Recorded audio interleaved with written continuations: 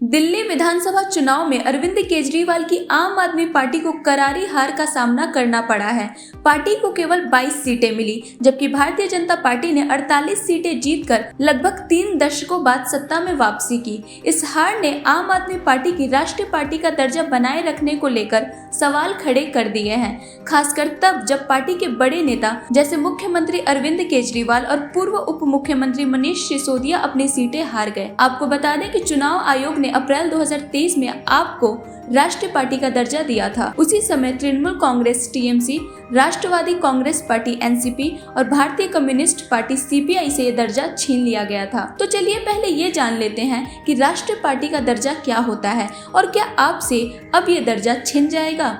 राष्ट्रीय पार्टी क्या होती है? भारत में इस वक्त में 6 राष्ट्रीय पार्टियां हैं। आम आदमी पार्टी, कांग्रेस, बीजेपी, बसपा, भारतीय कम्युनिस्ट पार्टी, मार्क्सवादी सीपीएम और नेशनल पीपुल्स पार्टी एनपीपी। राष्ट्रीय पार्टियों की विशेषता होती है कि उनका प्रभाव केवल एक राज्य तक सीमित नहीं होता, बल्कि वे कई राज्यों में चुनाव लड़ती हैं और वहां अपनी उपस्थिति दर्ज कराती हैं। इसके उलट कुछ पार्टियां केवल राज्य या क्षेत्र विशेष में सीमित रहती हैं, जैसे महाराष्ट्र में शिवसेना, तमिलनाडु में डीएमके और एआईएडीएमके, ओडिशा में बीजू जनता दल बीजेडी और बिहार में राष्ट्रीय जनता दल आरजेडी। कैसे तय होती है राष्ट्रीय पार्टी की मान्यता?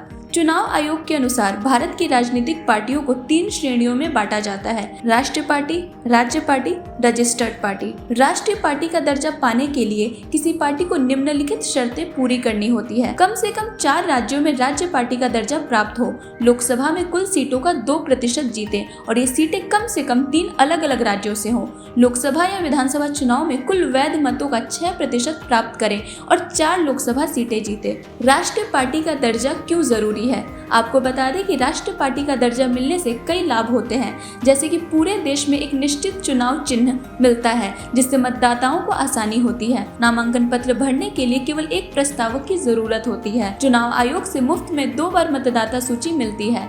लोकसभा और विधानसभा चुनाव में 40 स्टार प्रचारक तय किए जा सकते हैं, जबकि एक सामान्य रजिस्टर्ड पार्टी के लिए ये संख्या केवल 20 होती है। दूरदर्शन और ऑल इंडिया रेडियो पर मुफ्त प्रसारण समय मिलता है। राष्ट्रीय अध्यक्ष को सरकारी बंगला और दिल्ली में कार्यालय की सुविधा मिलती है। आम आदमी पार्टी कैसे बनी राष्ट्रीय पार्टी? आपने धीरे धीरे चुनाव आयोग की इन सभी शर्तों को पूरा किया। 2013 और 2015 में पार्टी दिल्ली की सत्ता में आई। फिर 2022 में पंजाब ने सरकार बनाई।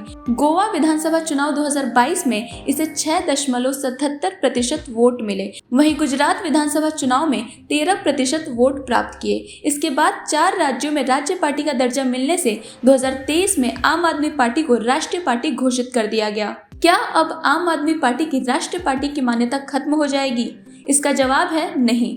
दिल्ली चुनाव में आपको भले हार मिली है, लेकिन ये अभी भी राष्ट्रीय पार्टी बनी रहेगी। इसके पीछे कारण ये है कि आपको दिल्ली में लगभग 43% वोट मिले, जो जरूरी 6% की शर्त से कहीं अधिक है। पार्टी ने 22 सीटें जीती, जबकि राज्य पार्टी का दर्जा बनाए रखने के लिए केवल 2 सीटों की आवश्यकता थी। वहीं 2024 लोकसभा चुनाव में पार्टी को 3 सीटें मिली हैं। पंजाब, गोवा और गुजरात में आपका प्रदर्शन अभी भी उसे राष्ट्रीय पार्टी बनाए रखने के लिए पर्याप्त है।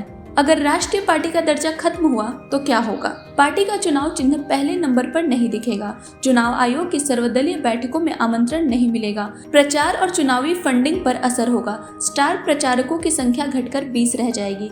अब ये जान लेते हैं कि कौन सी पार्टियां किस प्रकार राष्ट्रीय दर्जा खो चुकी हैं। तृणमूल कांग्रेस टीएमसी को 2016 में राष्ट्रीय पार्टी का दर्जा मिला, लेकिन पूर्वोत्तर राज्यों में कमजोर प्रदर्शन के कारण 2023 में दर्जा खो दिया। एनसीपी को 2000 में राष्ट्रीय पार्टी घोषित किया गया, लेकिन अरुणाचल प्रदेश, मणिपुर और मेघालय में प्रदर्शन कमजोर होने से दर्जा छीन लिया गया। सीपीआई को 1989 में राष्ट्रीय पार्टी घोषित किया गया था, लेकिन पश्चिम बंगाल और ओडिशा में कमजोर प्रदर्शन के चलते इसे ये दर्जा गंवाना पड़ा। आपको बता दें कि आपको दिल्ली में भले करारी हार मिली है, लेकिन राष्ट्रीय पार्टी का दर्जा फिलहाल सुरक्षित है। इसकी समीक्षा चुनाव आयोग समय समय पर करता है। अगर आप आने वाले वर्षों में पंजाब, गोवा और गुजरात जैसे राज्यों में कमजोर पड़ती है, तो इसका राष्ट्रीय दर्जा खतरे में पड़ सकता है।